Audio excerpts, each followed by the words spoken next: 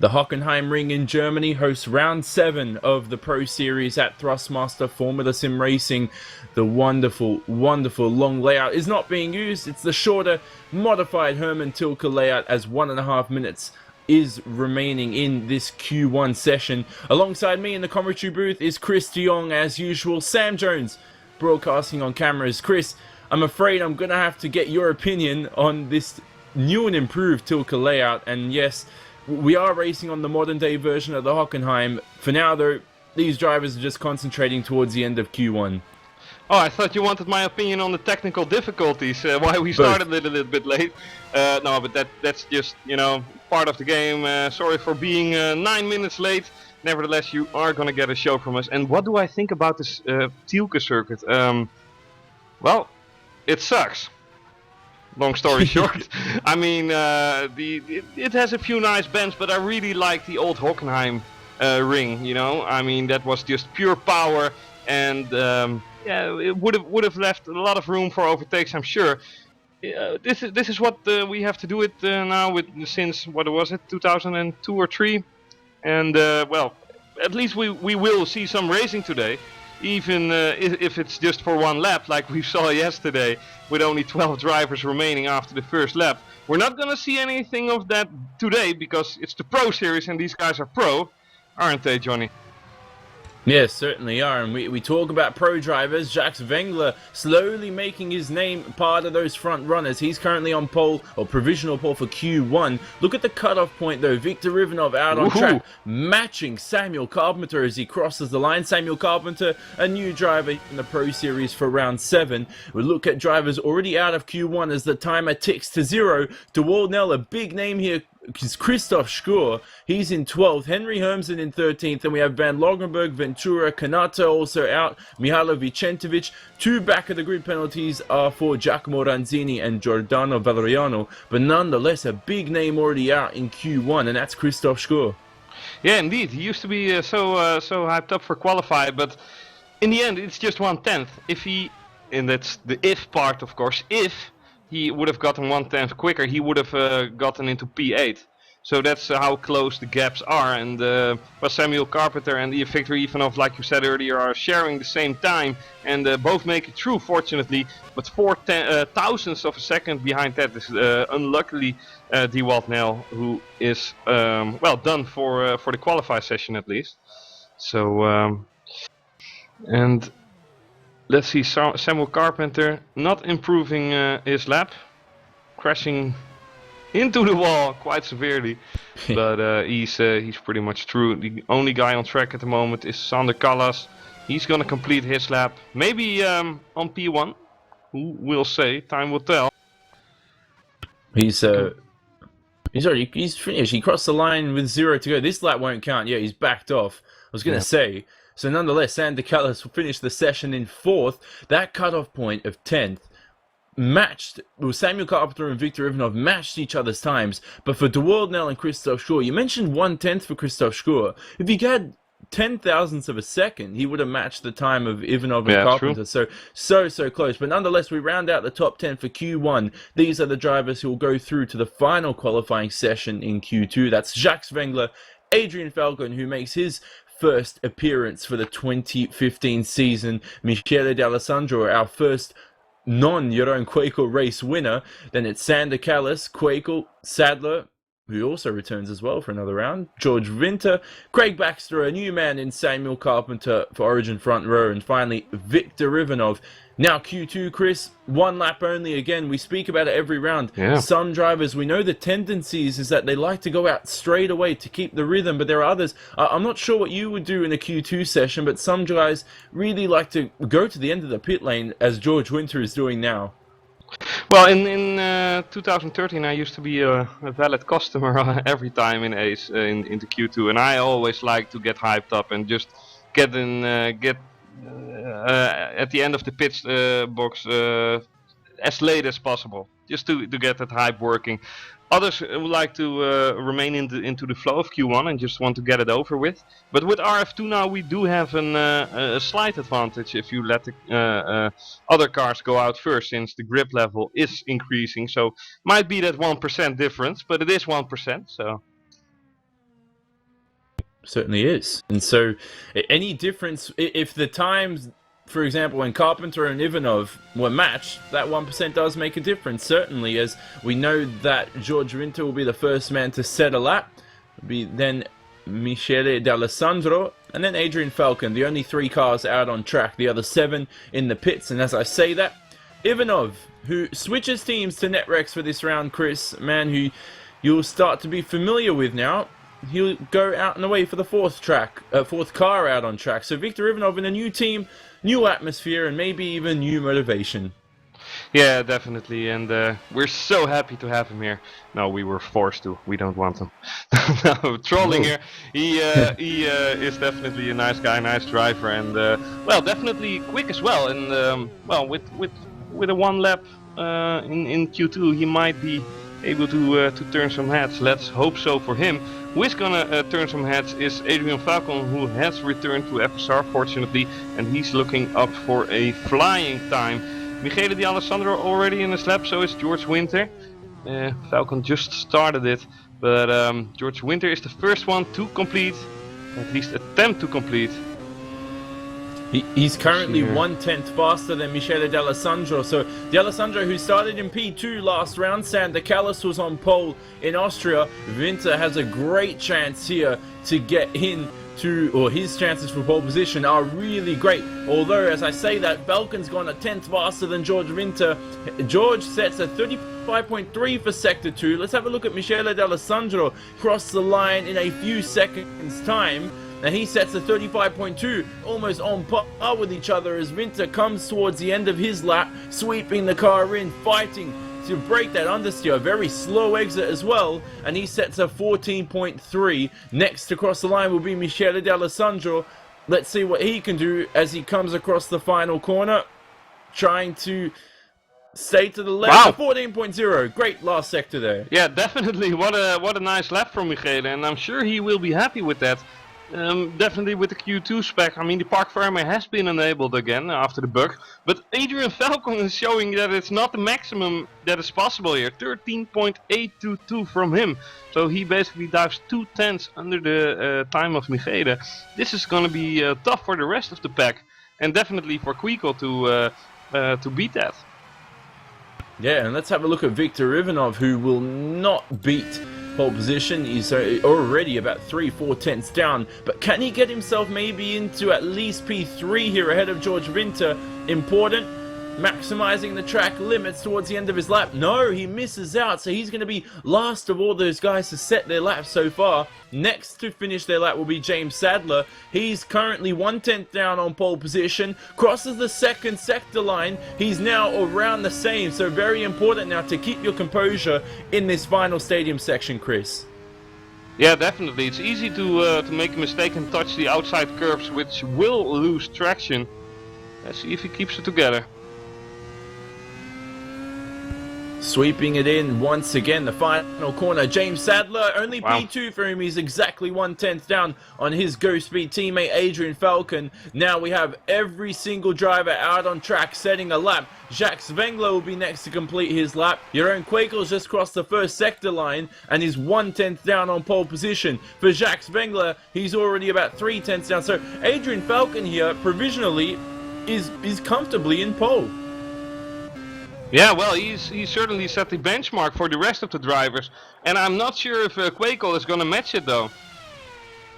I mean, he told me earlier he has really gotten himself into trouble in terms of setup with getting into the 13s. He had a personal best of 13.5, he noticed me, but it's not showing at the moment. Let's see if he keeps it together. Ooh, driving on the limit here. Yeah, as you say, on the limit for Kwekel. Yeah, he almost loses the car again. Oh, Kwekel had a big wobble there, Chris. Sorry to interrupt, but yeah, just a very scruffy lap for him. I'll be surprised if he's not last here. So maybe if he can cross the line, gets himself into P5. So good damage limitation, but better than last round at least. This time he completes a lap. Yeah, but we still got 3 more drivers to cross the finish line. Sander Callas not being the least of names, Baxter and Carpenter. Baxter was actually really improving himself into the Austria section, so I will not say I will not be prejudiced about him and saying instantly that he won't have a shot. Really curious at what he is showing us. Ooh, loses a little bit of traction in the last corner. Ooh, that's gonna cost him a lot of time. 3/4 tenths for sure, and 14.4. Wow. Sander Callas is next though. Big news, Sander Callas, I think, had all 4 wheels off the track. Crosses the line anyway, only P2 for him. So Adrian Falcon on pole. Samuel Carpenter did not complete his lap. He will start in P10. But for Callas, who was aiming for 2 poles in a row, will not get it. Adrian Falcon, incredibly, in his first race, his return to 2015 in FSR, grabs and snatches pole position from the rest of the field, catching them all unaware. Yeah, definitely a great job from him. I don't know where you saw Sander Callas cut, but in the final last corner, nah, that wasn't a cut in my opinion. But nevertheless, I think. Sorry, I had a lot more lag than you, so that would be my bad, obviously. Doesn't matter. He still got a second place for now. And otherwise, if it was a cut, then we will see in a week's time at the post-race checks, and he will have to start from back of the grid. Nevertheless, let's see what is going to unfold here. We got a close pack together. Like you said earlier, Carpenter didn't complete a lap, unfortunately for him. And with 6 tenths between P1 and P9, I do have to say that the field is pretty much spread out in terms of Q2 settings. We don't know for the race yet, but for Q2, definitely. Big gaps. Certainly big gaps. So Carpenter, we had news, did not complete his lap in the final corner. He ran off the track, so didn't want any penalties. And as well as Michele Alessandro, he's also just told race director Mike Partington that he has cut on his lap, and he will start in 10th. Or is it 9th? Because Samuel Carpenter also cut, but he didn't complete the lap. That's being discussed nonetheless. We'll round out the top 10 for you. Adrian Falcon will start on pole position for round 7. Sander Callas alongside him on the front row for NetRex. The second Ghost Speed engineering car of James Sadler will start in 3rd. Good performance from him. He needs a great result to revitalize his season. Michele D'Alessandro was 4th in Q2. He will start either 9th or 10th. So Jacques Wengler will start in 4th. That means Quaker will be on the clean side of the grid in 5th. George Winter 6th. Victor Ivanov 7th. Then we have Craig Baxter, the last man to set a lap time. And Samuel Carpenter as well did not set a lap time. Chris, heading to warm-up, final comments for our quick Logitech Thrustmaster. I did the trolling as well, like you. For our quick Thrustmaster ad break, we head into warm-up, grabbing the fuel in. I mean, finally, you're going into Hockenheim. Tire wear is going to be crucial today. Getting that feel for race fuel and race wear is important here. Yeah, it's definitely important. It's an easy track. The track has easy corners where you can burn out your tires, especially the second last and last corner. It's agonizing for the front left tire if you over push.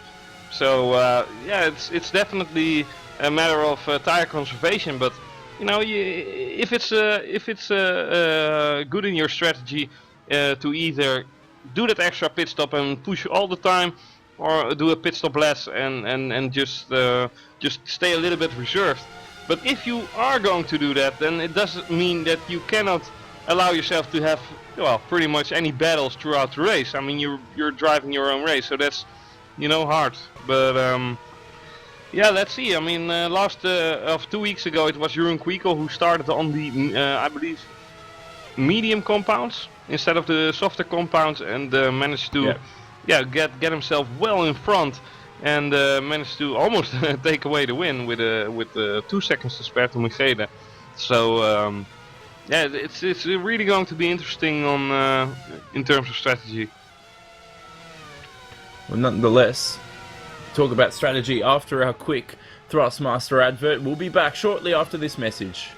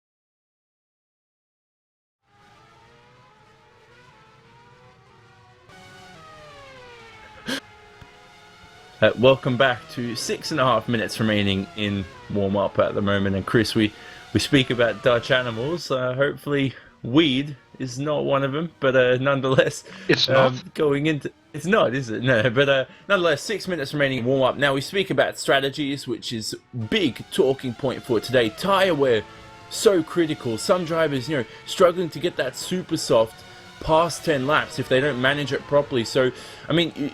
Definitely 2 stops today, maybe even 1 stop for those who are very, very optimistic. So it's going to be probably the first race of the season where strategy will be the biggest focus of the race.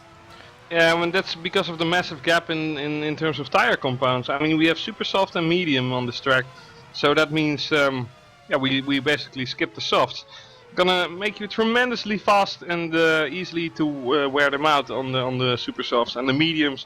Well, if you're a little bit conserved, then I'm sure they will last 15, maybe even 20 laps later on in the race. It's all about tire management, and mistakes are easily made, right, Johnny? I mean, you can almost talk with me. I mean, the only difference is that I'm not crashing in the lead of the race, and you are. But that's that. Hello. Yeah, that's true. No, everyone did it one time. I mean, even Schumacher once crashed on the warm-up lap. I mean, you can afford it. What race is that?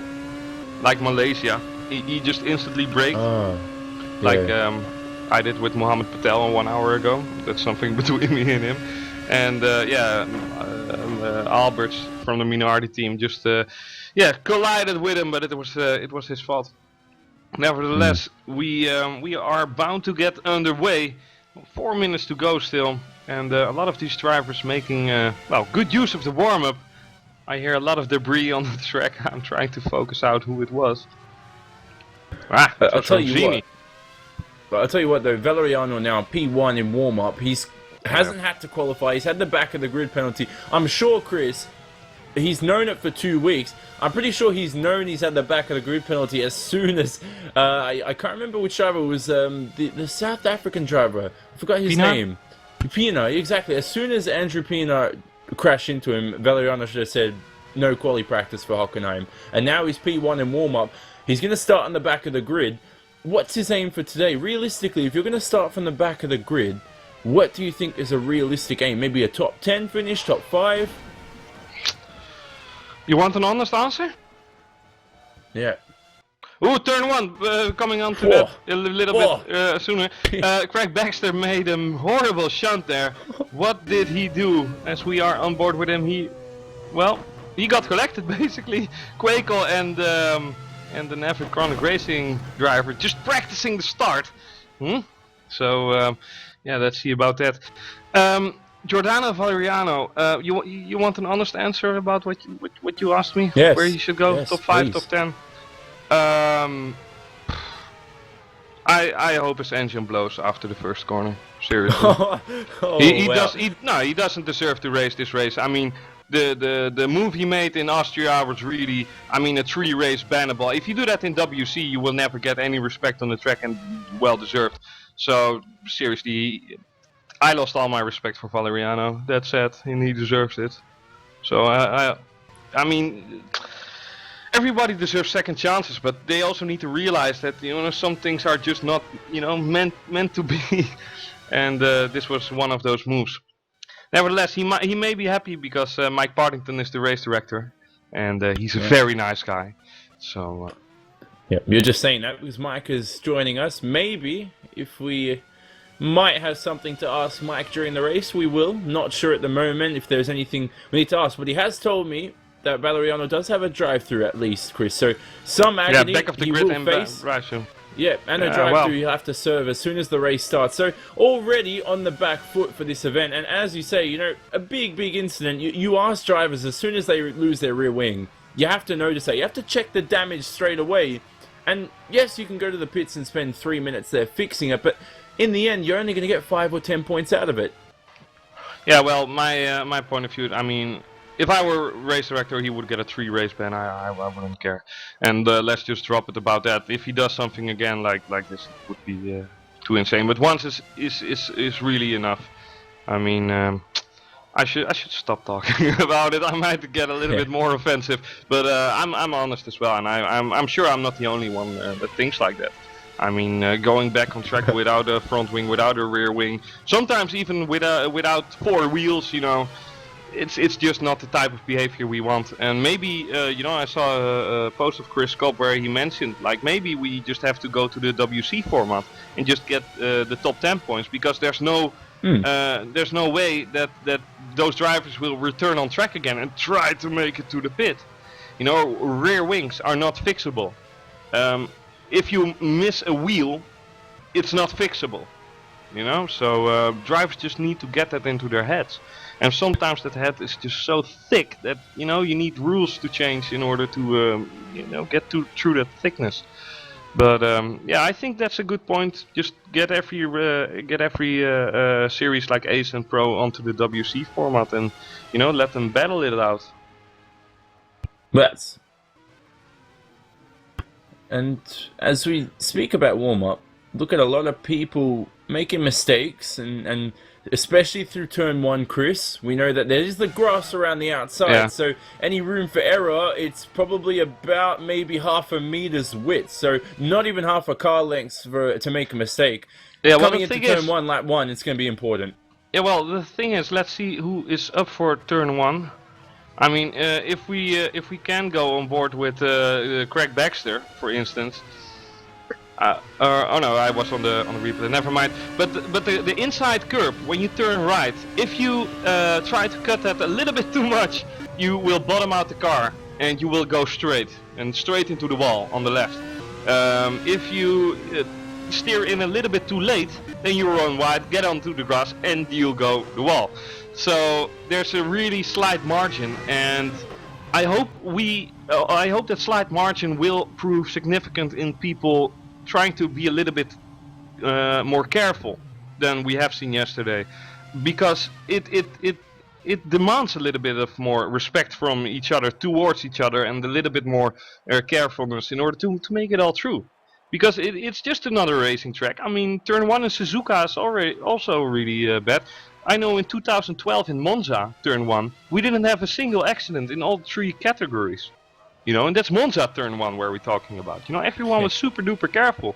And I would just like to see that here in Germany as well. Because it's not the worst turn 1s that we see this season. I can guarantee you.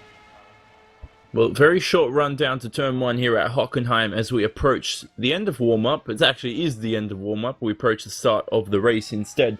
60% distance. That's going to be a 41 lap event around the 4.5 kilometer, 16 turn modified and newly reinvigorated Hockenheim ring in Germany. 2 tire compounds as usual, the super soft and the medium available, each marked by the red and white branding around the sidewalls of the tires. Lovely. Little elevation change, another big factor in this circuit, Chris. So, I mean, compared to, let's say, Suzuka, you go through the S's sweeping through. Hockenheim, bumpy, no elevation change, pretty straightforward, very technical as well as the circuit. Yeah, definitely. But I do think that Hockenheim is a nice track to have a race on. And I do think it deserves a place on the calendar. Talking about Tilke circuits, I thought Turkey was a really, really nice circuit. You know, but after the success of the layout of the track in turn 7 or 9, whatever, the fast 270 degrees left-hander, Tilke was like, let's do that on every single track I'm gonna design from now on.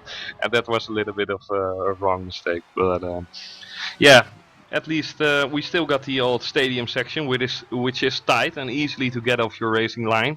And in terms of overtaking, I do think this is better than Valencia, for example.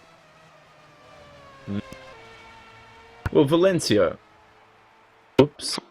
Yeah, Valencia 2011. Yeah. I don't know what you pressed. You sound a little bit laggy, but no problem. But yeah, Valencia 2011 in the real race, we didn't have any of in the real Formula 1. There wasn't anyone out of the race. Only happened 4 times in the history of Formula 1 that every single car made it to the finish. Because you were driving, Chris? No. but yeah, and only 1 overtake in the entire race. You know. So yeah. I'm sure we're not going to see that here. This is FSR. This is sim racing to the limit, and let's see these guys battle it out.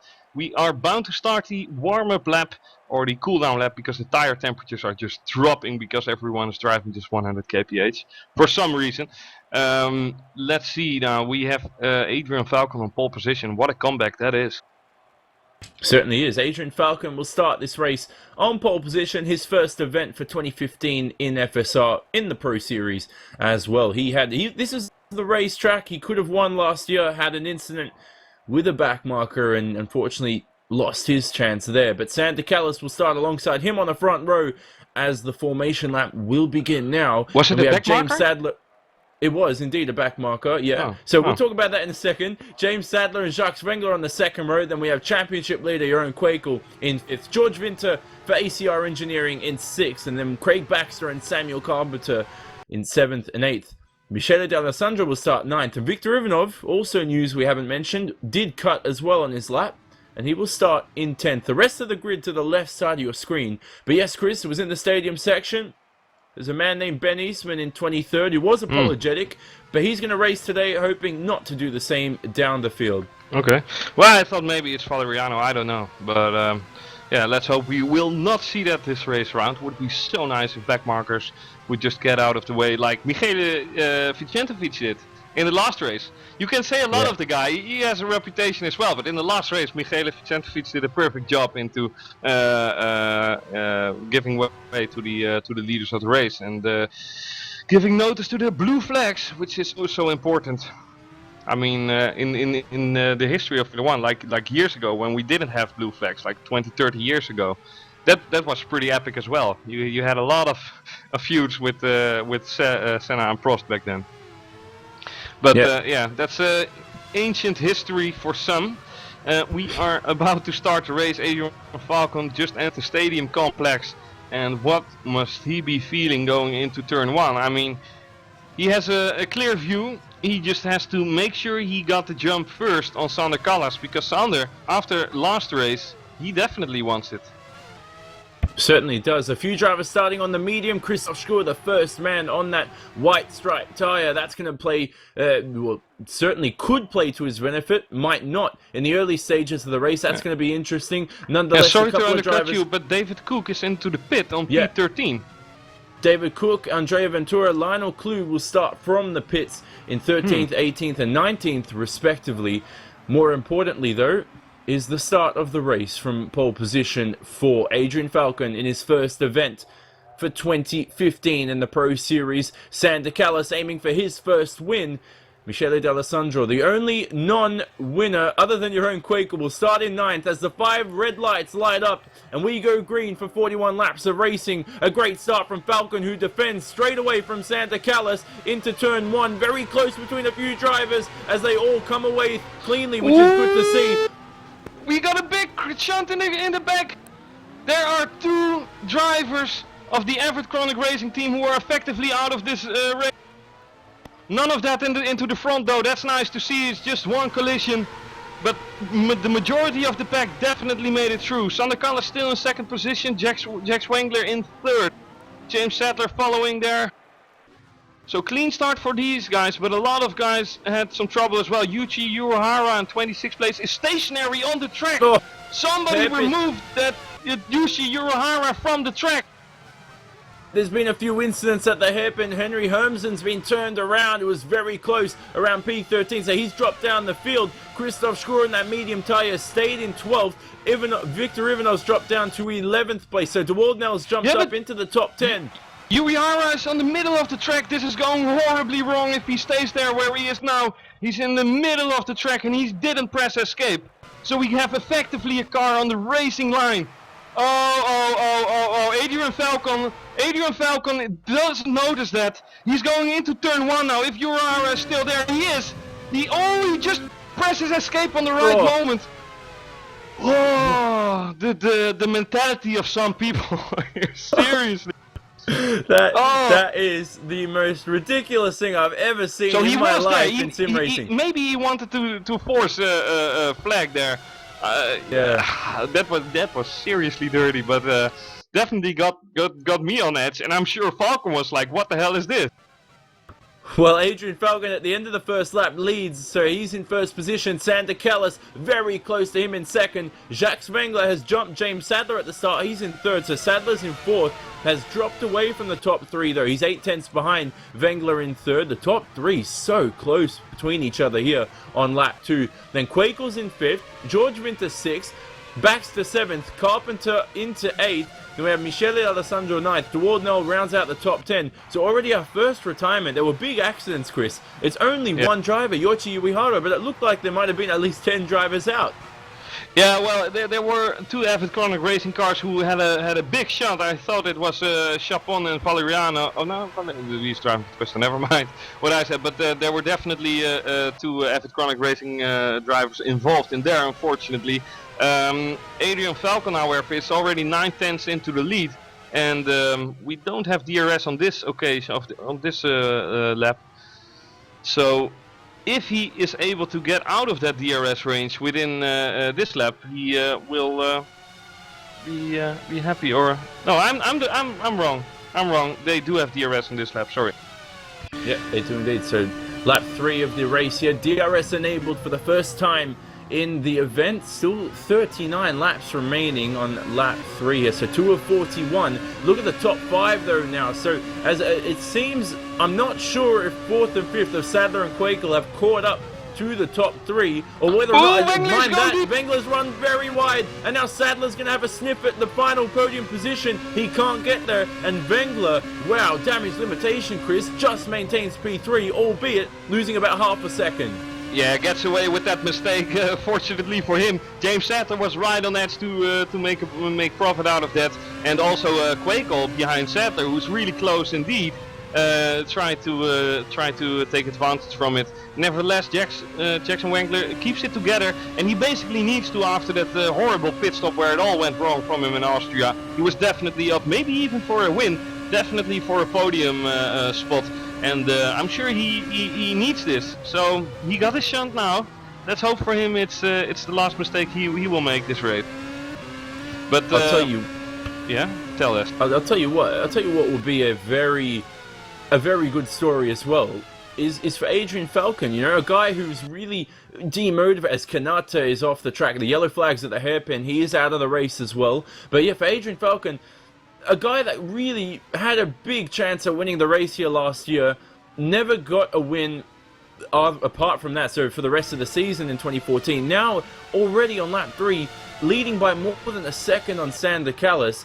If he wins today, it's going to be a great, you know, comeback for him in 2015. It's going to really motivate him for the rest of the season. But he's not even on 10% of the race yet, so he needs to keep it together. He definitely has the best papers for now, but we really have to wait with predictions till we see what's what in terms of strategy. It might be the case that Falcon is just burning his tires more severely than Callas, although that's just that's just a stab in the dark for me, basically. Jeroen Quakel is someone who we should be looking out for. I mean, you would say he got better pace than Sadler and Wengler in terms of performance this season. However, in qualify, it wasn't the case. So, either he has a better race setup or not. But, well, he does have a little bit of trouble in catching Sadler at the moment. Yeah, that's his teammate in front, James Sadler, who's in the sister team Go Speed car, Quakel in the main team car. So for the first time this season, we have 4 Go Speed drivers out there. A few other teams who have a bucket load of drivers as well is ACR. See, Avid Chronic always have a nice, good amount of drivers to fill the field up. But I mean, talking about the top 5 now, it slowly breaks up, then it bunches up again. The gap's now about 3 seconds between 5 drivers. Incredibly close. Whoever pulls the trigger and pits early in the early stage of this race, yeah, that's going to be big. As I think we have a driver of Ben Eastman losing positions. Indeed so, the good old Ben Eastman. But yeah, it might prove significant for either of them. But that window might open just at lap 6 or 7, because I do expect people to pit maybe even before lap 10. So Ben Eastman really swirling alongside of the track. Fortunately for him, he is with his fellow mates into the back of the pack, so they're all wobbling around, I'm sure. Falcon though isn't letting anything come to waste. 1.2 seconds away from Callis at the moment. Oh, move into the hairpin. Quakel up the inside of James Sadler. Oh, all opposite lock. And he keeps the move. Oh, wow. Good stuff from Quakel, the championship leader. But Sadler's going to have another run back to gain that position. So can he get P4 in return? No, we can't. So Sadler lets Quakel through. And a position swap for the Ghost Speed drivers. In front of them, it's Jack Spengler who can't get past Callas. All this is doing is helping Adrian Falcon in the lead. But finally, we see our first move of the day, and that was Quakel passing Sadler, in the top 5. And now this is a nerve-wracking moment. Pascal Champon, a damaged car in front of the leader. Oh, that's not spelling good news, that's for sure. Already getting lapped. Oh yeah, he's driving with broken suspension. Here we go again. Get out of that way, Pascal. I know you want to finish the race to get that 1 point or 10 points, whatever. But you... Oh, I hear crashes. Holy, what's happening? It's Vicente, it's Eastman. It's Ben Eastman. Ben Eastman is going out of the race. Just a typical crash. Nothing really going on there. Just hit at the wall. I'll tell you what as well, Eastman and Clue a couple of laps ago when he was losing positions had a big incident on the exit of the hairpin. Now as we see Champon... Sorry, yeah, Champon is getting really in the way, and Wengler almost makes contact with the Netflix car of Callas in front of him. That's how late he brakes. So definitely looking confident for him. Yeah, Champon made it reasonably through that pack, or that pack made it reasonably through Champon. It's a matter of how you look at it. What do we have going on? Look at Wengler. Wengler, what's happening with him? Ooh, he's really so close. Yeah. So he was so close to Callas there, into the stadium section or entering it. I thought a maneuver was going to happen or something like that. Callas just had a really poor exit. So the Netrex car stays in second. Oh no, we have a crash. Victor Ivanov is out of this race and he crashed with Michele Di Alessandro. What happened there? Michele just got collected into the wall. And what happened with Ivanov then? Ivanov lost it on the same spot. Oh. So both drivers crashing in the same corner. And holy, you know what? Holy. It happened at Austria as well between Valeriano and I think it was George Winter. So same thing happening again this round, Chris. And that curve, not easy as the car gets beached on it, the same way it did for Ivanov. Yeah, indeed. But there wasn't any mistake from either of them. Yeah, indeed. What made him uncertain or something? It was first Michele, and then Michele is back into the pits though. Suspension damages as well. Oh. Going on to that medium compound and is trying to finish this race, but Ivanov is definitely done. Definitely not what he deserved, but that's sometimes how it goes in racing country. Jax Wendler is really knocking onto the door of Callas, and in his turn Quakel is knocking on the door of Wengler, and we are bound to see some action here, because Wengler is braking late, much later than Callas, maybe even 5 or 10 meters before the hairpin in sector 2. So this will firework. Yeah, it seems that Quakel has managed his tyres well. He's caught up to them. Callas' tyres are slowly dropping off. For Falcon, no. Oh, as Callas sweeps the car. I thought he was going to run wide. But he keeps it together. He's still in P2. Falcon now has a 2-second lead, the biggest lead of the race. It's actually 1.9. We'll look at the retirements as well. We know Yoichi Uehara on the first lap. Andrea Kanata retired at the hairpin with suspension damage.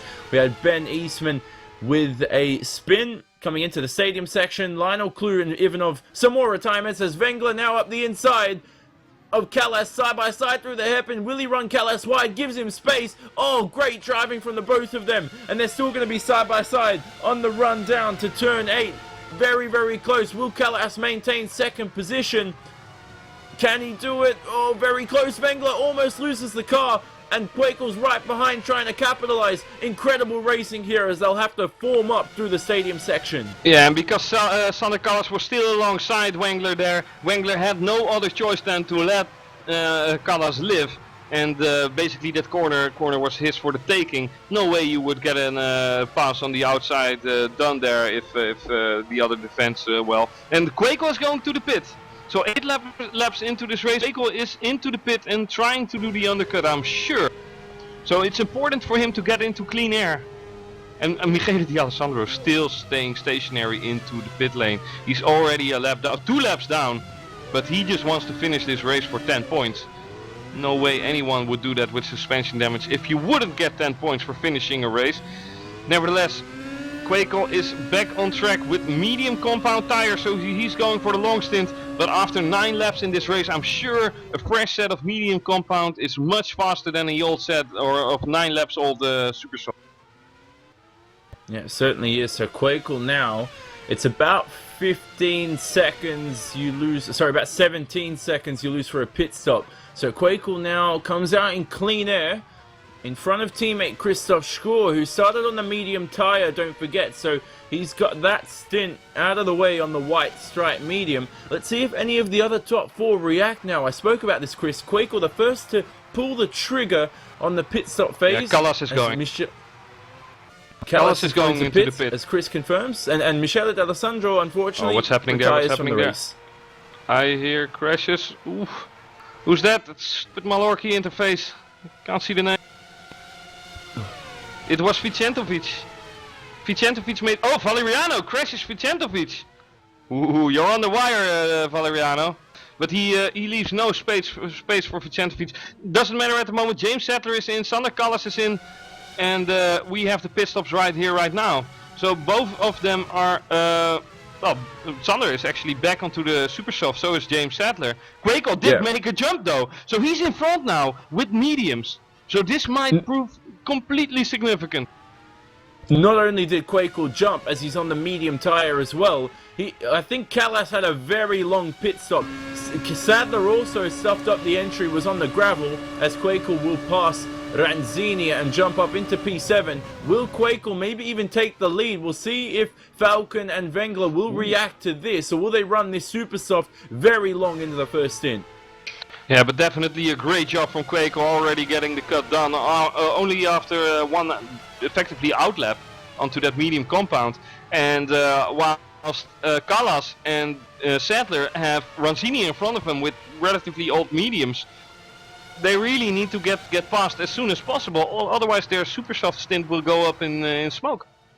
Well, Falcon into the pits, the leader will pit this lap, and will he cover off his Go Speed teammate of Quakel? He really needs this win for a moral victory. Puts on the medium tyres, that's important as well. He's not going to make it. Drivers coming into the pits, Dwald Nell, George Winter, here's Ron Quakel approaching turn 1. I think Adrian Falcon will come out in the lead, only just by a second. But even though Jeroen didn't make it, he still made up a lot of time because of that early pit stop. Yes, he does have 2 lap older tires at the moment, but none of that matters if you have position on the track, and definitely not if your direct challengers are behind another guy, being Ranzini, on mediums, and they still have to pass. Sattler is now really close to Callas, but he is not doing it. He's not going in, and Callas is on his turn really close to Ranzini. He has to make this move stick, otherwise he would see Quakel disappear into the distance. Here we go, Sander Callas on the outside. Ranzini is not defending, outbraking him a little bit, but Sander has to leave room at the outside, does so brilliantly, but this corner is onto the right again, which means Ranzini is really driving superbly. Sattler in the meantime though, getting alongside Callas on the inside, but they leave plenty of room for both of them. Great driving from them. Jax Wendler into the pits right now, so I'm curious to see where he will fade off. But most importantly for Quakel, Callas and Sattler are still stuck behind Ranzini, who's doing an absolutely fantastic job in terms of defending. So Wengler out and away in the pits there. Great driving from that battle, was incredible. As Quakel jumps into second place now. Wengler's got a smoking engine.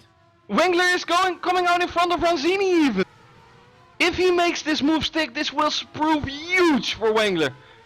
And he does so brilliantly. He does have smoke coming out of his rear. But nevertheless, so the DRS is open, and Callas made the move stick now with Ranzini, who on his turn has DRS as well. Ooh, Callas! Oh, what are you doing? Outbraking yourself. Almost collecting Wengler in the process. Holy whack-a-mole. Close, yeah. And there's no other words to put that in. That was quite hair-raising. as Callas lives for another day. Ranzini slowly dropping down through the field. Greg Baxter and Samuel Carpenter also made their first pit stops of the day. So we're in lap 12 of 41 here. Adrian Falcon still leads from teammate Jeroen Kwekel, then Jacques Wengler a couple seconds behind them in P3. Sander Callas drops down to 4th after the pit stop phase. Sadler still in 5th. Then Ranzini, Baxter, Carpenter, David Cook and DeWald Nell. I don't know how this race is going to end, Chris. There is battles left, right and centre. There's so much going on. Definitely, and Ranzini definitely made at least 2 or 3 seconds advantage for Kwekel. Unintentionally or intentionally or not, it was his right to defend that move, even on all tires. Doesn't matter. So, but these guys are finally through, for them at least, and well, gotten jumped by Wengler in the process. So Callas and Sadler now both with DRS wide open, making way for the breaking point again. And it does seem that Wengler finds himself with a little bit of trouble now. He seems to be the guy that has a little bit more trouble with braking than Callas. Whilst 5 laps ago it was the other way around. Yeah, there's a big battle at the hairpin here with Winter. Goes up the inside of DeWaldnell. And, well, actually, I think it is, so Winter going up into P9. And so DeWaldnell drops down to 10th. A few other battles. We had Christoph Schur passing Eugene Van Logrenberg at turn 1. Van Logrenberg ran wide onto the grass.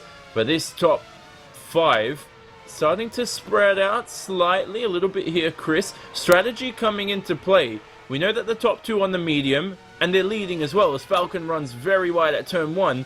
But then, sure is. The main 2 drivers on the Supersoft cannot get past the drivers on the medium.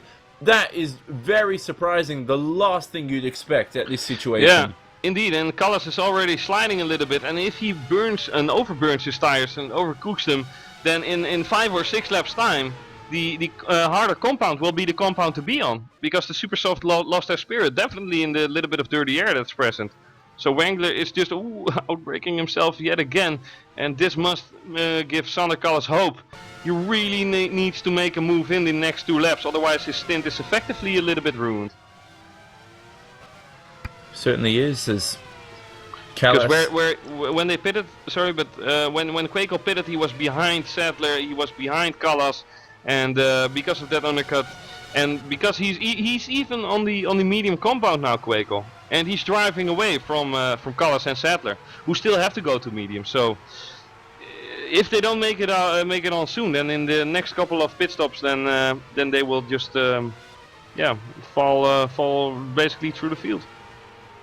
What's so surprising on lap 15 of 41 is that the softer compound is not as fast as you'd expect it to be. You know, drivers as Giacomo Ranzini goes into the pit lane. Some drivers talking about, 1 second a lap slower cannot even get past now. So let's see Callas on the back straight here. He's going to flick on DRS. Well.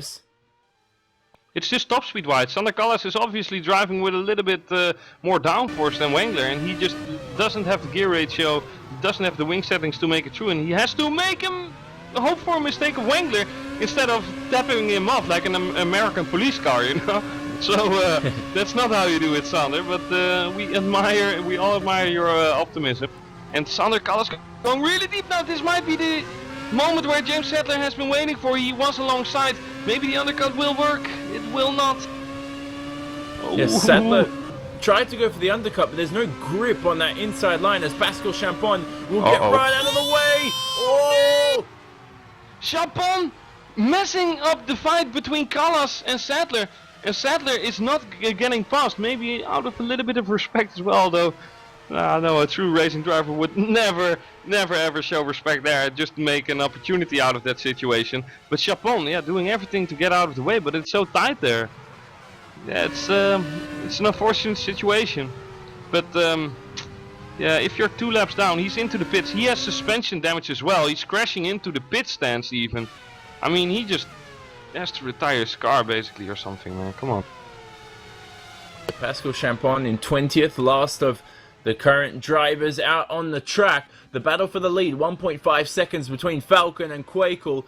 Wengler now on his own as Sadler on the inside of Callas at the hairpin, and James Sadler will go up into P4, but Callas will have another shot at gaining that 4th position back from the Go Speed driver. Netrex versus Go Speed, Callas up the inside, they give each other room, or ever so slightly, they almost touch, and Sadler maintains P4. That was incredible, but great racing once again. Yeah, definitely. As Pascal Chapon decides to talk during the race, he's saying, don't get it, only 1 cut and 5 penalties. That may be to do with a penalty bug. I have no idea, but yeah, shouldn't talk right there. Bufumu into the pits as Falcon is passing him, lapping him actually. And let's see, Chapon really driving with a crooked steering wheel even. I really hope that was the last we have seen about him messing up a fight, because, you know, it's not worth 10 points if you crash one the leaders out of the race. You know, we have seen it 2 weeks ago with Valeriano and Pinar, but yeah, he's just doing what is it? 122s. Pascal Chapon is driving around the track with 122s, 135, 132. I mean, that's 15 seconds slower a lap. You should ask yourself, can I finish this race without being overtaken by a GP2 car? You know, I mean, it's sick. It is true. I'm not going to say it's sick, but it's true. Yeah, everything for those 10 freaking points. Well, let's just hope he gets out of the way of Adrian Falcon and Kweekel, who are seriously matched together. The difference between them is a steady 1.4, 1.5 seconds. It has been the 1.4, 1.5 seconds for the last 6-7 laps. So really, they're waiting for someone to blink. I mean, in terms of position, Kweekel did pit in lap 8. Falcon did in lap 11. So you would expect Kweekel, his tires to run out earlier and making his way back to the pits earlier as well. But let's see if that's gonna happen. 10 laps all of the tires are from Jeroen, but remember they are mediums, so they should last at least until lap 22, lap 23, when they had 15 laps under their belts. Certainly, Christian Bufumo will join the retirement list. He has suspension damage out of the race for him. That gap for P1 and 2 still maintained at 1.5 seconds. Good to see lots of viewers out there join the conversation again. Any questions you want to ask our co-commentator here of Chris de Jong, just use hashtag AskCommentator, hashtag FSR in social media as well. Lap 18 of 41 in the Thrustmaster Formula SimRacing Pro Series. Falcon leads. Now the gap 1.6 seconds between him and Kweekel. They're trading 10th by 10th each sector, Chris. Almost identical between those teammates. I think the undercut's important. You know, if Kweekel does use that undercut again, can surely, as soon as he sees that gap into P6, you know, there's a bit of clear track in front of Craig Baxter. If he can get out in front, get out faster, he will take the lead. Indeed, but at the moment it's Zarov battling with Eugene from Swagenburg and making life extremely hard for him at the moment, although his pit light is on. But what you said indeed, I mean, if he makes a stop earlier and tries that undercut again, he might force Falcon to pit 2 laps earlier as well. So the difference in terms of the fresher and older tires and rubber is basically out of the window. So Zarov now into the pits from P13. He will drop down the order even further, and I'm keeping a close eye on Pascal Chapon for some reason. And here we go with George Winter. P8. Very close with Sam Carpenter. Oh, we're talking. we won't want to talk so much. That's how much we love this new guy, Samuel Carpenter, who actually sticks on to the position. Or is it George Winter from the outside? I said a few minutes earlier, it's next to impossible. But he gets so much room from Carpenter, and he gets that respect returned in his favor. This is what we want to see, side by side, corner by corner. Here we go. Ooh, a little bit of early turning in from Samuel, or gets forced wide slightly as Sadler and Callas making their way into the pit. Great action battling from Winter and Carpenter. Oh yeah, incredible stuff there as Callas and Sadler will look at this. Callas, a fast pit stop this time around. Will Sadler get in front just? Oh, so he keeps that position away, but it was so close as they exited the pits. That's why you have to practice pit stops. But more importantly, they feed out behind George Winter, Sam Carpenter. That battle we were just watching now. So that's cost Carpenter a lot, you know. I mean, he side by side with Winter, as Valeriano as well, I think, is battling with Eugene Van Strakenburg. Yeah, Van Logenberg spun. And he has a tremendous big problem with his suspension as well, it seems.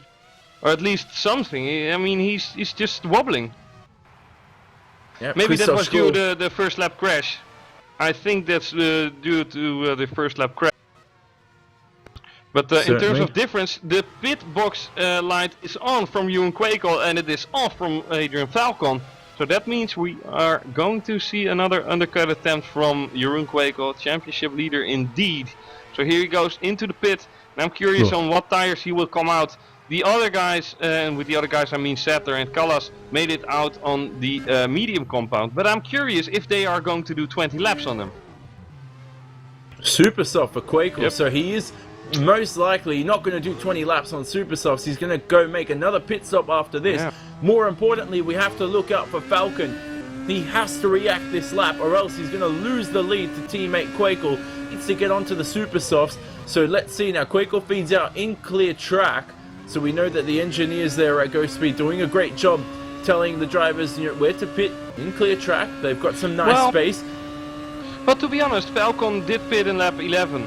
So he is doing 10 laps now on medium tires. I'm sure he could be doing 3 or 4 laps more now, and then do another set of mediums, because he should know that Jeroen will not do 20 laps on super softs. So if he remains it to one pit stop, then he basically instantly covers off Quakel and takes the win if he doesn't make any mistakes.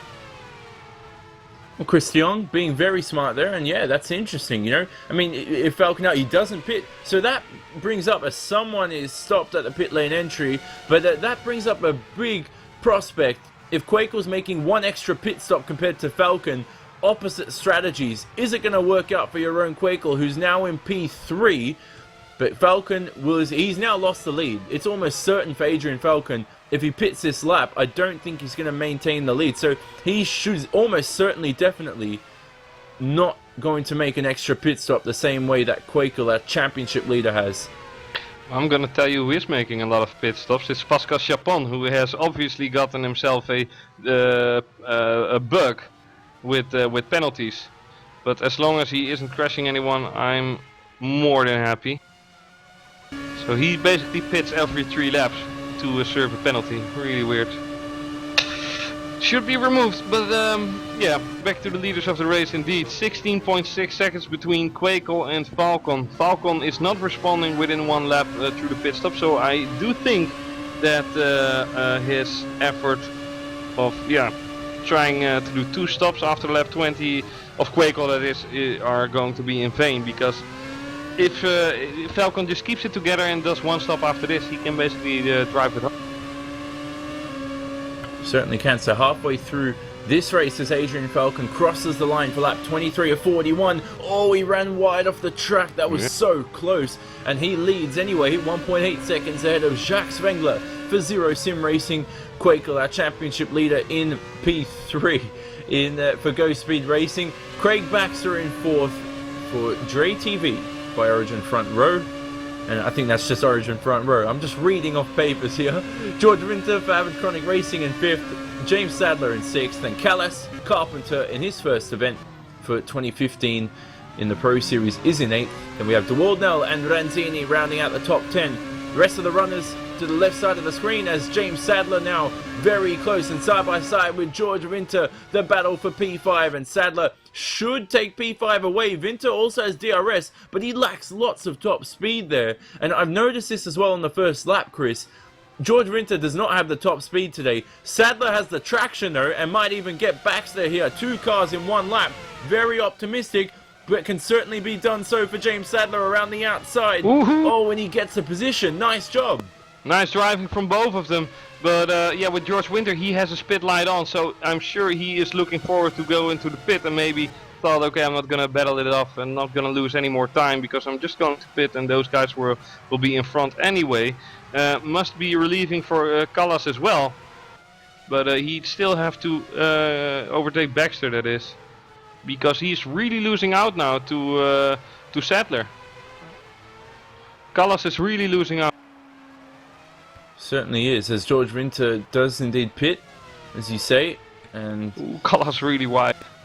Almost gets completely onto the grass in turn 1. Fortunately he didn't.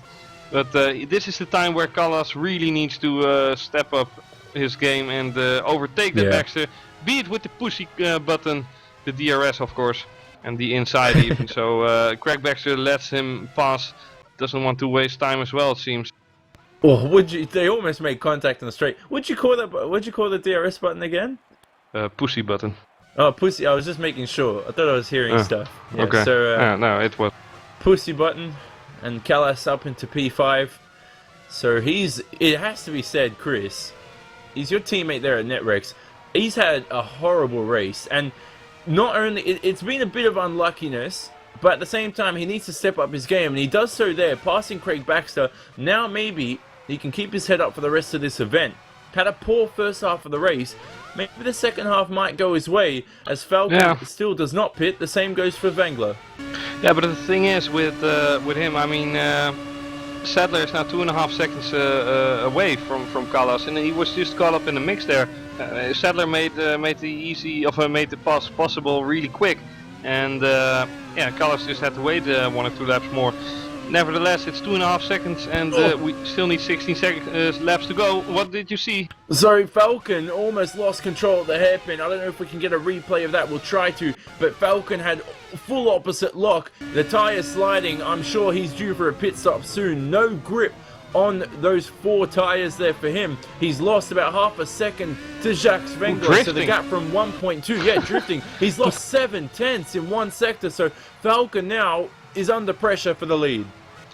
Well, yeah, basically, I mean, it's pretty obvious right now that he will do 1 more lap and then go to the pits and tries to finish this race with 15 laps, but he's going really wide. He's really going wide indeed. Those tires are shattered, and I'm sure he will go to the pits right now. Jacques Wengler is going into the pits now, so that might mean that Wengler is going up for the lead. He's going back to mediums. No, super soft. Oh, super soft. Well, that pit stop just took really, really long then. Yeah, same for me. So super soft for Wengler, and he's oh, it's gonna be very close. Sadler will get in front, but Falcon, though, as you say now, he's gonna lose the lead almost certainly here to Jacques Wengler, and more importantly, where will your own Quakel be at the end of this race? So many options for the lead here. We're not gonna really find out until the remaining laps who will win this race. Yeah, true. But there's a lot more excitement because of this mistake from Falcon. I do think I have to call it a mistake, because in the last lap, Quakel managed to make up 4 seconds. That's over 1 second a sector. You know, so if any, he needs a sign to push that pit stop button. But he isn't going to this lap around either. It's 6.0 seconds now between Quakel and him. Oh, is he going to go? And Wengler is already on the track with fresh tires. So he's not going to the pits right now. Let's take a look at his lap time, of Falcon that is. He is doing a 17.8 and Quakel is doing a 15.5. So that's again 2.2 seconds that he gets out of it.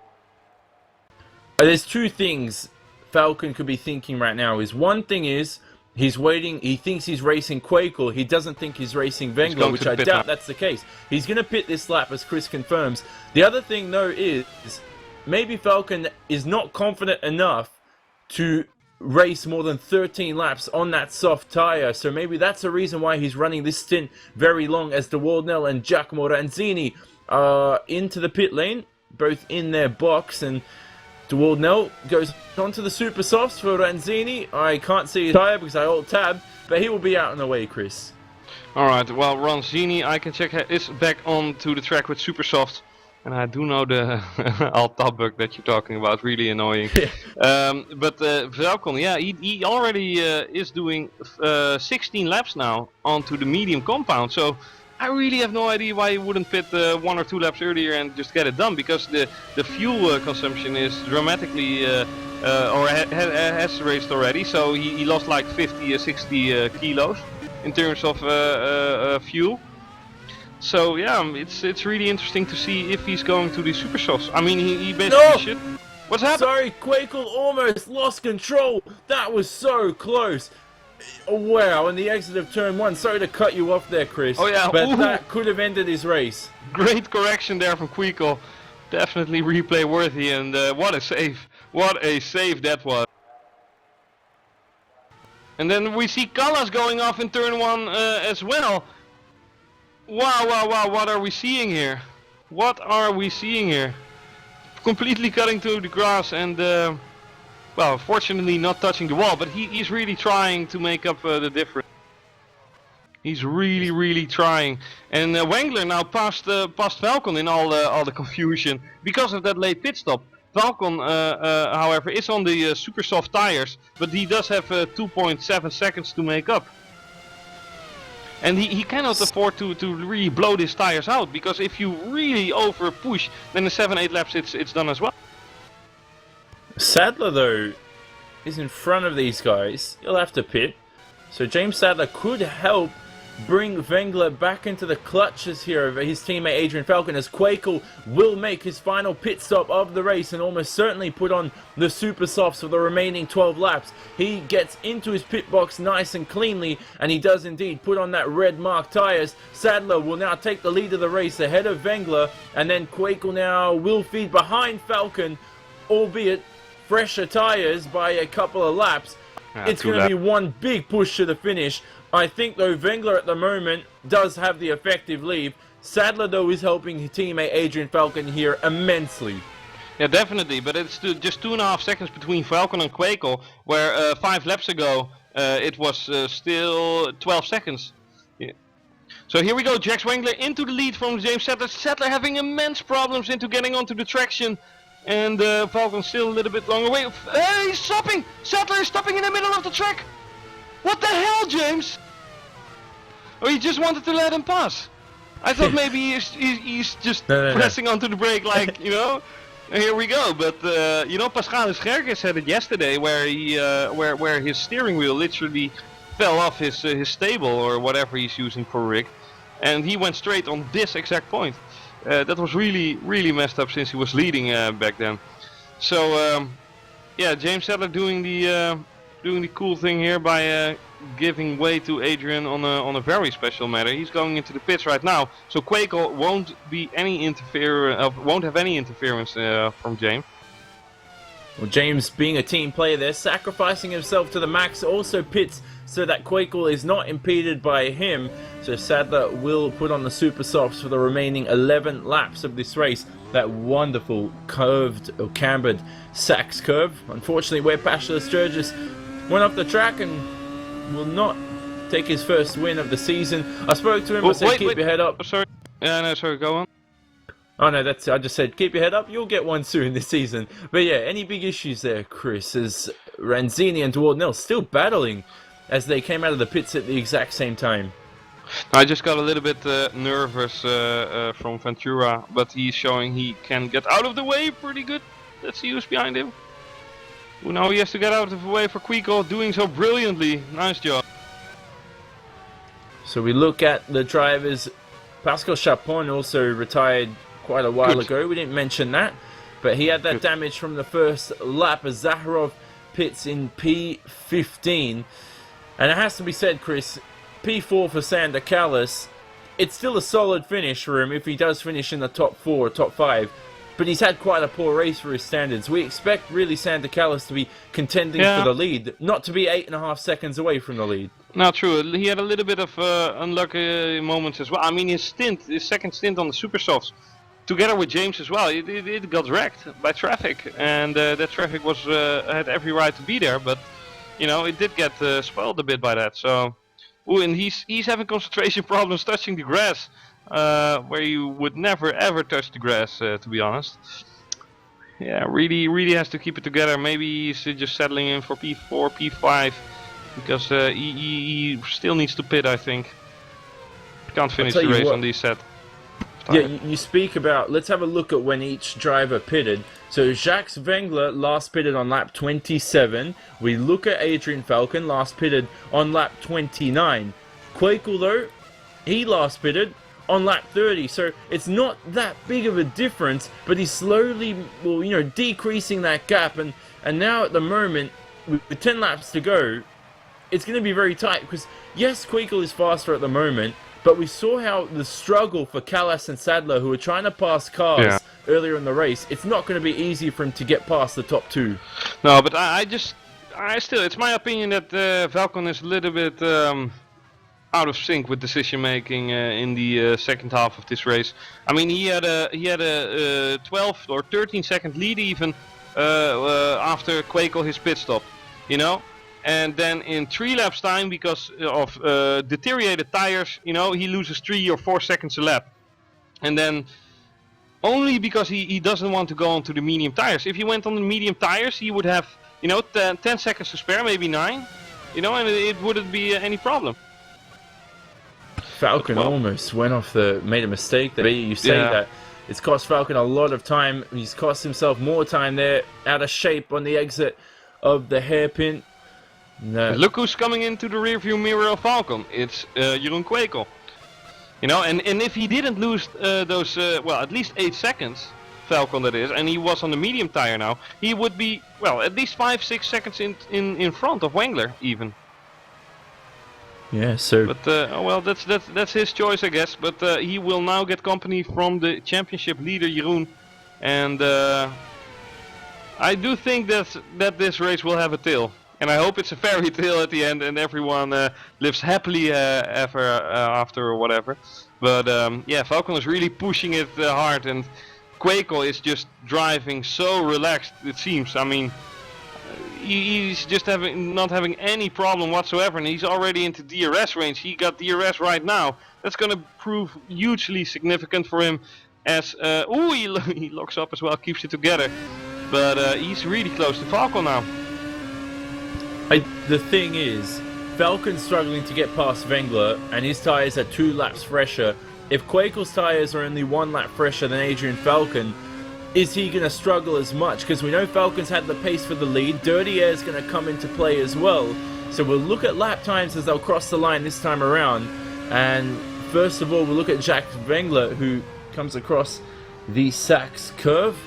Lovely cambered corner. The championship, Queequel on 290 points in first. Callas second on 194. And there's Michele D'Alessandro with 140. The team's championship, it's Go Speed from Netrex, and then BBR Live for Racing. Wengler across the line sets a 1 minute 15.2. For Adrian Falcon, who's lost a bit of time, sets a 1 minute 15.5. And then Queequel in P3, a 1 minute 15.1. The first lap this stint, not in the 14s for Queequel. Yeah, really amazing what we're seeing here, and Queequel is just showing to be the most conserved of the three, I believe. I mean, we do see a little bit of twitching and turning of Wengler and Falcon, where Queequel had the lockup at the last time around the chicane. Doesn't do so this time around, and he manages to close the gap with only 6.5 tenths to spare between him and Falcon. But in front of that, there's just still Jackson Wengler. I mean, Jackson Wengler went, but yeah, he's looking forward for his first win this year. So yeah, may the best man win. Oh, there's a back marker here at the Sachs curve. This is where he goes straight up. That's Vicentovic, isn't it? Wow, you the real MVP, Vicentovic, just crashing your car. Oh, and there we have it. There we have it. Falcon is going really deep, and Jeroen Queequel really close now. If he manages to keep it together here through turn 1, he might get a shot in with the DRS turn. Oh, he lifts quite severely. But I really think that Michele Vicentovic is the real MVP this race. Only for, crashing his car into the wall to not get into the way of the leaders. That has to be pointed out for me. Oh, and as we'll talk about in a second, Ranzini and Christoph Schur have made contact at turn 8. Ranzini up the inside, a late dive bomb, and Schur turned into the corner, so contact between the two of them. Falcon is sideways, sorry, drifting to the hairpin. Oh, holy sorry to undercut you, mate, but this is really going nuts. I mean, he's burning his tires up so severely. Christoph Schroer is DNF right now. That's also unfortunate. But we got a great three-way battle for the lead, where we had a really staggering, boring race yesterday. It's Sorry Oh, to we won't undercut mention- yeah. myself, but Christopher Schroer is just saying "pjak you" in Asian terms, or "duck you." No, yeah, catching me a little bit off guard. Fortunately, the drivers aren't really being catched off guard, but Schroer is not happy. Oh, so Schroer, yeah, obviously not happy with that incident. Van Logrenberg out of the way, the leaders. So many MVPs here this afternoon, but the biggest one, as you said, Vicentovic. We'll go back to that. He's learned his lesson. You know, we've given him a lot of strife for his, you know, not getting out of the way as a back marker, but now, yeah, he didn't want to impede the lead. He Takes did get himself beat out of the race. in Austria. Yeah, and also a great result for him. And he said that's like, you know, Will Stevens scoring a point. So it was good for Vicentovic there. Not even close. No, but I'm just gonna see what happened with him, with Schroer. Let's see. Ronzini tried to overtake him, and Schroer just turned in like Ronzini wasn't there. He tried to turn the car around. So far, so good. And then Valeriano came. And, oh no, he just slided off. So, no harm done to Valeriano. Schroer just got, yeah, it was his own mistake, by the way. And then he's saying that kind of rubbish into the chat. Well, hopefully for the 5 laps remaining in this race, we will see a nicer fight than that. But Quakel still being in P3, Adrian Falcon still in P2, and Jax Wengler is still leading this race, be it in DRS range of Falcon. But I do think Falcon has bigger worries at the moment, because his tires are definitely not the freshest of this pack. I mean, Wengler has definitely gotten himself to fresher tires. Falcon is pushing so tremendously hard, and Quakel is just, yeah, statistically has the best tires, but he has some dirty air as well. So more steering input, more degrees in your tires. Who in here? Oh. Quakel just making a dive for it out of nowhere. He gets so much room for Falcon. He doesn't get the traction done, and he has to slot in behind him again. But Falcon just saw that coming and thought like, okay, I'm gonna have to give this guy room along the outside. Quakel, what are you showing us? Tremendous driving from both of them, and Quakel just being opportunistic to the max, defending this corner round. And if he does this correctly, there is no way he will get undercutted by Falcon. And there we have it, Quakel with a brilliant move, definitely the move of the day for me. Oh, big stuff there from Quakel, and that's why he leads the championship. It all went wrong for Falcon when he made that late pit stop and makes a mistake at the penultimate corner as well. So Falcon drops down to 3rd and will certainly finish in the top 3. Quakel now, with 3 laps to go, is on a pursuit towards stealing Jax Wengler's potential first win. Wengler now approaches a couple of back markers, which could make things very interesting. 3 laps to go. Wengler leads by 2 seconds. 1 second behind Quakel. Who is in second is Adrian Falcon. Callas in 4th. He'll pretty much finish in 4th place. No one really in front or behind him. Sadler also set for P5. A bit of a battle between Winter and Baxter for 6th and 7th. DeWaldnell in 8th. Rounding out the top 10, it's Ranzini and Valeriano, who both of them actually started from the back of the grid. So a great race from 2 of them. But Vicentovic really has to get out of the way. He did so brilliantly last time around. He's driving on with a crooked suspension. This is the perfect mini straight to get out of the way, Mikhailo Vicentovic. Please get out of the way. Like now, or he's gonna do the same. Is he going straight again? Is he going straight again into the barriers this time around? He's not. Wengler behind him. He's already getting the blue flags, but with broken suspension, it's hard to drive. Wengler, his lead is going up into smokes, because he is getting ignored. It's so Vicentovic on the brakes right now. What are we seeing there? Holy moly! I just took a huge breath, and luckily you were doing the talking there. As now Vicentovic out of the way, so Wengler Falcon is really leads. dropping off. 3 seconds now behind Wengler now. Yeah. Could that be? It's probably definitely tires, but morally as well, he could be demotivated that he's just cost himself maybe a win with that late pit stop. Nonetheless, here's Quakel, 2 laps to go, pretty much 1.5 actually. It's going to go down to the wire. The final lap, Quakel's going to have to give it his all to win his 6th race of the season and make it 6 out of 7. That would be incredible here for your own Quakel, but Wengler does not want to allow that to happen. He wants his first race of the season. Wengler coming into this round was P7 in the championship, the German driver, and now as they both miss the apex and coming into the stadium section there at turn 11, final lap coming up. Chris, Quakel needs to give it 100%. Yeah, and more even, because Jackson Wengler is not a nice guy to overtake apparently, even if your name is Jeroen Quakel. And I do think that Wengler deserves this every inch of the way. He has fought so tremendously hard, he has fought so hard in terms of strategy as well. He made the right choice. Adrian Falco made the bad choice in staying out on completely shattered tires and losing 4 seconds a lap to his fellow competitors. Well, you know, he should have just gone to medium instead. Nevertheless, it's all too late for that, and maybe a good lesson for him, and a really expensive one. He still gets a podium, but Jax Wengler is now still fighting it out, but 9/10 separating him and Quakel. Jackson Wengler is out of the DRS contention for the rest of this race. Half a lap to go and 9/10 to spare. I mean, this should be his race. So, coming towards the final lap of the race, and Wengler, as you say, Chris, will coast to victory in the final few corners. Quakel seemingly losing time, Falcon as well losing time, but for Jacques Wengler, he has a bit of a moment, I think, coming into the stadium section. Nonetheless, as Quakel locks up into the Sachs curve, he keeps it together. Jacques Wengler will come across the final couple of corners and take his first win in Formula Sim Racing in the Pro Series for 2015. Jacques Wengler wins here at Hockenheim for round 7. Quakel crosses the line in second, and Adrian Falcon in his first event will still be pleased with a podium. Had a potential chance for a win a year after his infamous incident with Ben Eastman, the back marker here. So they're the top 3 who come across the line there. Wengler certainly pleased with that win. We have to wait a long way back for a disappointing race for Callas, who comes home in 4th. James Sadler will finish 5th.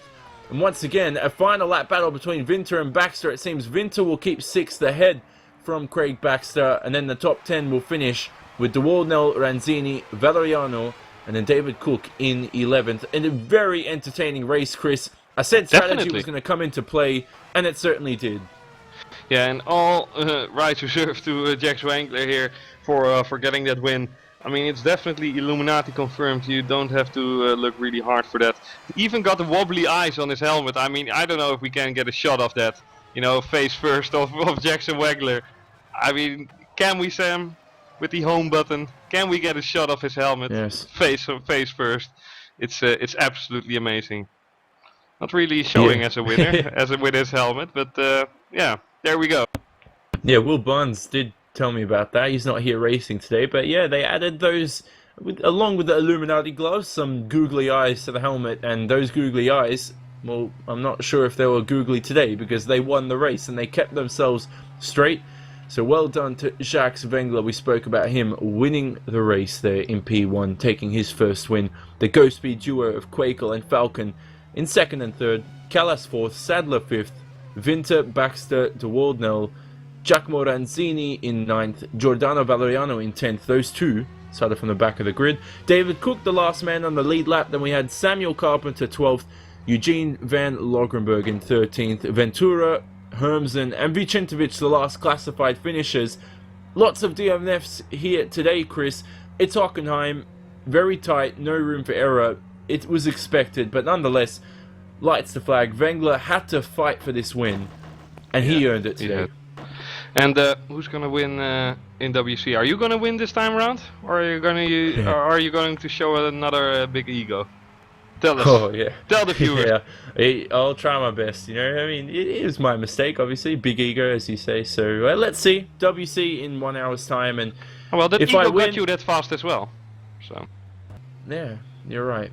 You're right. At the same time, I have to not make silly mistakes. Will you be racing as well? I think. I will. So you will. Me and Chris Jong will be racing. Join us here in YouTube chat in around an hour's time. That should be a big one at Hockenheim. We know how dramatic last year's event was with all the technical issues. That will be big. In 2 weeks' time, we'll be at Silverstone for the next Pro Series race. But for now, it's Jonny Simon in the commentary booth alongside me, Chris de Jong, Sam Jones on cameras, and we say so long from Germany. See you in 1 hour.